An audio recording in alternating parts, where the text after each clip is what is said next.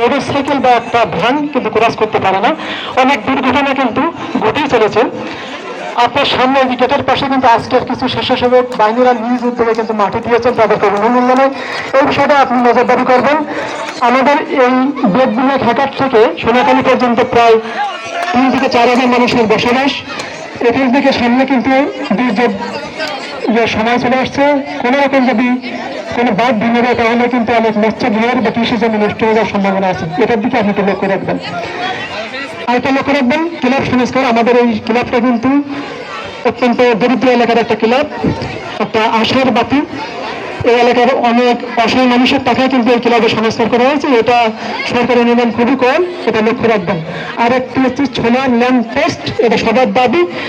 এই ল্যাম্প পোস্টটা আমি মনে করি যদি আপনি চেষ্টা করেন তাহলে খুব দ্রুত এটা হওয়া সম্ভব ইনশাল্লাহ। এটা যে বক্তব্য রাখবেন 5 নম্বর ষোলবানা ইউনিয়ন পরিষদের সাবেক বারবার নির্বাচিত ইউপি চেয়ারম্যান, গণমানুষের নেতা, অসহায় মানুষের বন্ধু